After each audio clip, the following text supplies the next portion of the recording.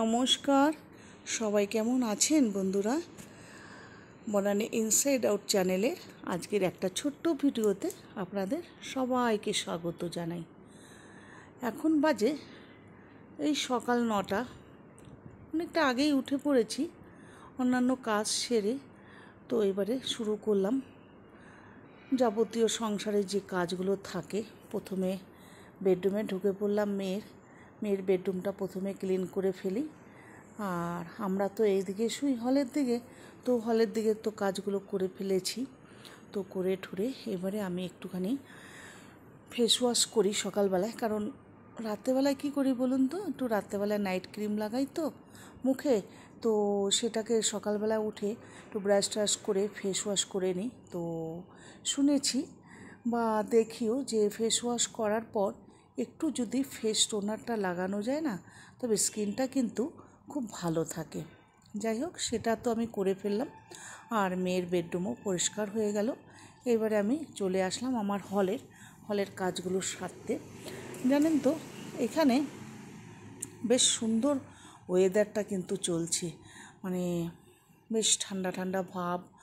আর একটু বৃষ্টিও রোজ বিকেল বা সকালের দিকে হলে একটু চিড়েপোটা বৃষ্টি হয়েই যাচ্ছে। ওয়েদারটা ভারী সুন্দর। শুনছি কলকাতার ওয়েদারটা খুব গরম পড়েছে। অবশ্য আমিও তো কলকাতায় থাকি, প্রত্যেক বছর এই গরমের টাইমেই আমি এখানটায় চলে আসি। অত গরম সহ্য করাটা সত্যি কথা খুব কষ্টের ব্যাপার। আর আসাটা হয় এই কারণেই, এখানে আমার এপ্রিল মাসে যেহেতু আমার ছেলের বার্থডে, তো বার্থডে তো আমাকে প্রেজেন্ট থাকতেই হবে, নাহলে ছেলের মনটা ভীষণ, যতই হোক বাচ্চারা যতই বড় হোক না কেন, দেখবেন ওদের কিন্তু সেই মা বাবার কাছে একদম শিশু বয়সটাই থেকে যায়। তো সেই জন্যই আমার আশাটা হয়, আর থেকেও যাই 2-3 মাস এখানে। তবে আজকে আমার মেয়ের কিন্তু ছুটি, তো কিছুটা ও আমার কাজে হেল্প করছে। তো বললো, মামি তুমি এগুলো করে ফেলো, একটু গাছে জল টল দিয়ে নাও, আর আমি একটুখানি ঘর ঝাড়মোছগুলো দিয়ে ফেলি। তো ওগুলো করে ফেললাম। আর আমার এই যে কুচুকে জানেন তো একটা করে কলা দিই, আর কলা খেতে ভীষণ ভালোবাসে। তবে লালি আর গুড্ডু কিন্তু খায় না।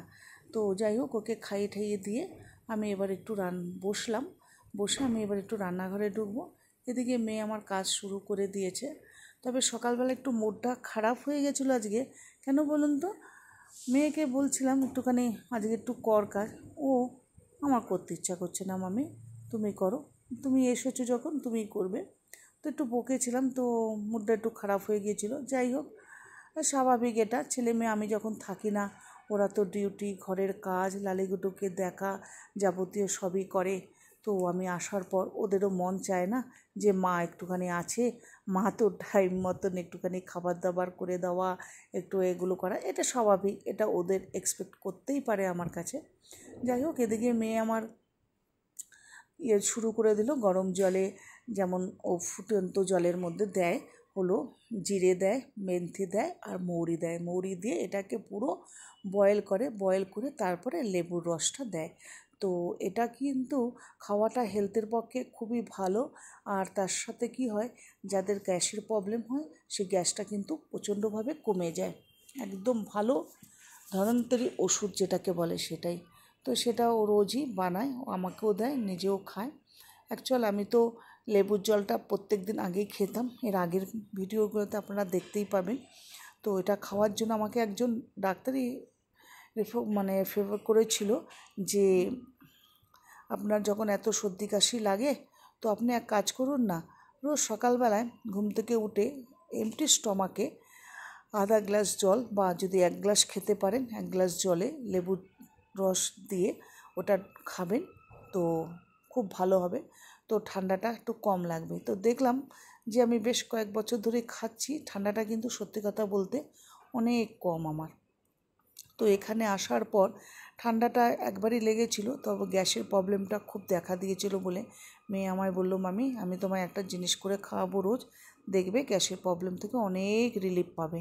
তো দেখলাম সত্যি কথা, এটা খাওয়ার পর না গ্যাসটা কিন্তু অনেকটা কম, রিলিফও পাচ্ছি। তাই জন্য আমারও বলার কারণ, আমার যত বন্ধুরা দেখছেন এই ভিডিওটা তারাও কিন্তু খান। সত্যি কথা বলতে যাদের গ্যাসের প্রবলেম তাদের কিন্তু খুব ভালো হবে। যাই হোক, আমার জল টল খাওয়া টাওয়া হয়ে গেল। ওদের আমি কারেক্ট 11টার সময় একটু টিফিন দিই পেডিকের 3জনকেই। তো এই যে আমার গুচি নিচে বসে খাচ্ছে, আর আমার লালু কিছুতেই নিচে বসতে চায় না, ও সোফার মধ্যে বসেই খাবে। তো ওকে সোফাতে দিলাম, ওটার দেখে গুড্ডুও লাফ মেরে উঠে পড়লো উপরে, তো ও খাবে উপরেই। তো বললাম মেয়েকে দিয়ে দে ওদের দুজনকেই খেতে।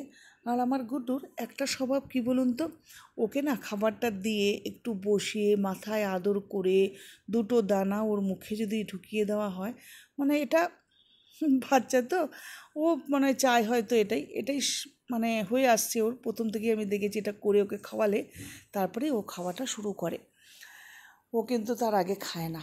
যাই হোক, ওদের খাওয়ানো দাওয়ানো হয়ে গেল। এইবারে আমি বললাম মেয়ে যেহেতু ঘর তো ঝাড় পরিষ্কার করে ফেলেছে, তো পুজোটা একটু তাড়াতাড়ি সেরেই ফেলি, পুজোটা মেন কাজ আমার আগেই। তো পুজো টুজো সেরে ফেললাম, আমার লালিগুডুরও কাজ হয়ে গেছে, ওরাও একটুখানি এখন রেস্ট নেবে। এবারে পুজো টুজো করে এবারে একটু যাব আমি টিফিনের ব্যাপারে, ঢুকবো কিচেনে, কি করা যায় টিফিন। অ্যাকচুয়াল মেয়ে ছুটির দিন করে কাজ করে না তা না, করতে চায়, তবে ওই যে বললাম বাচ্চারা একটু তো মাকে একটু চাই, মা একটু করুক। তো ছুটির দিন একটুখানি ও একটু রেস্ট চায়, স্বাভাবিক সারাদিন সারা সপ্তাহটা কাজ করে, এবার ছুটির দিন ঘরে একটু রেস্ট নিতেই চায়। যাই হোক, ওকে আমি বললাম ঠিক আছে তুই আজ রেস্ট নে, আমি টিফিনটা বানাচ্ছি। তো জিজ্ঞাসা করলাম কি খাবি বল, তো বলল মামি আজকে ব্রেড টোস্ট করে দেবে। বললাম হ্যাঁ অবশ্যই, কেন না। তাই জন্য করলাম। তো ছেলেও খেতে ভালোবাসে, এটা খেতে সবাই ভালোবাসে, তবে কি বলুন তো, মেয়ে না একটু বাটার মাখিয়ে একটু যদি চিনি উপর দিয়ে দেওয়া যায় ও ভীষণ ভালোবাসে। তা আমি বললাম নেহা আজকে আমি একটা করে পোচ বানিয়ে দিই। বললো হ্যাঁ মামি এটা তো আরও ভালো হবে। তো বললো মামি পোচ করে দিলেও আমাকে একটু কিন্তু চিনি দেবে। তো ঠিক আছে, তো চিনি দিয়ে দিলাম, দিয়ে এবার টিফিন রেডি করলাম। তবে আমার ছেলে কিন্তু চিনি খায় না ব্রেডে, ও প্লেন বাটার দিয়েই খায়। তো সকালের দিকে আগে প্রথমে আমরা মানে একটু দুধ চা খেতাম। তো দুধ চা খাওয়ার পর দেখলাম যে একটুখানি অ্যাসিডিটির প্রবলেম হচ্ছে, ছেলের বিশেষ করে খুব বেশি হচ্ছে। সেই জন্য কী করলাম বলুন তো, ওই জন্য দুধের চাটা বন্ধ করে দিলাম, দিয়ে এখন আমরা লাল চাটাই খাই। যেহেতু লাল চাটা খাওয়ার পর ছেলেকে জিজ্ঞাসা করলাম বাবা কেমন আছে এখন তোর বলতো গ্যাসের ব্যাপারটা, বললো যে মামি একটু অ্যাসিডিটিটা কমই লাগছে। যাই হোক, এখন আমরা লাল চাটাই খাওয়া শুরু করেছি সকাল থেকে। তো ব্রেড হয়ে গেল, ব্রেড টোস্ট হয়ে গেল, আর একটা করে আমি অমলেট নয় পোচ বানিয়ে নিয়েছি সবার জন্য। এবারে 4 জনে মিলে আমরা বসে পড়বো টিফিন করতে। আমার কর্তামশাই ওই দিকেই বসেছে, তো এদিকে মেয়ে আমি বসেছি, ছেলে আসছে, বললো মামি তোমরা শুরু করো আমি আসছি। তো আজ কি রান্না করব সেটাই বলা বলি করছিলাম মেয়ের সাথে, যে সকালবেলা তো সমস্ত কাজকর্ম হয়েই গেল, তো আজকে কি করা যায় বল। তো বললো মামি নিরামিষই কিছু করে ফেলো। যাই হোক, ওটা করে ফেললাম, করে খাওয়া দাওয়া করে শুয়েছি। হঠাৎ দেখছি ছেলে দুপুরবেলায় রান্নাঘরে ঢুকেছে, কী ব্যাপার কী করছিস। তো বলছে মামি প্লিজ মামি একটু বৃষ্টি পড়ছে, বেশ একটুখানি পকোড়া খেতে ইচ্ছা করছে, একটু হেল্প করবে মামি। বললাম অবশ্যই, কেন করব না।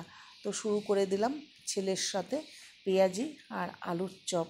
তো চলুন দেখা যাক কেমন পেঁয়াজি আর আলুর চপ আমরা তৈরি করছি। গুড ইভিনিং বন্ধুরা, সারা দিনের কী করেছি সমস্ত আপনাদের দেখালাম। এবার ইভিনিংয়ে চলে আসলাম কিছু খাবার নিয়ে, যেমন এটা পেঁয়াজি, এটা আলুর চপ, আর একটু বাদাম চানাচুর মুড়ি ভাজা, মুড়ি দিয়ে খাবে আমার কর্তামশাইয়ের, এটা স্পেশাল। তো আজকে হঠাৎ মানে দুপুর থেকে একটু বৃষ্টি বৃষ্টি পড়ছিল, বেশ ওয়েদারটা মৌসুমটা খুব সুন্দর ছিল।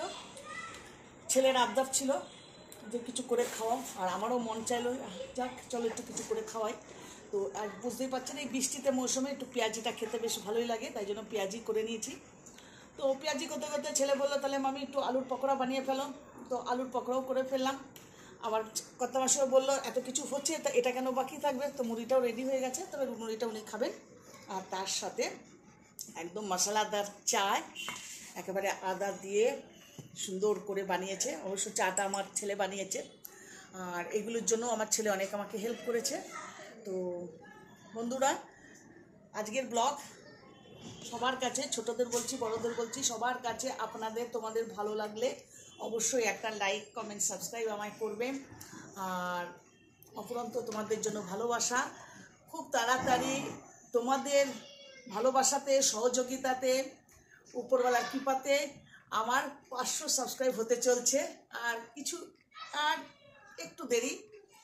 তো এইভাবেই পাশে থেকো, ভালোবেসো, তো মোটিভেট করো যাতে আমি আরও সুন্দর সুন্দর তোমাদের কন্টেন্ট ভিডিও দিতে পারি, আর একটু এগিয়ে যেতে পারি তোমাদের সাথে।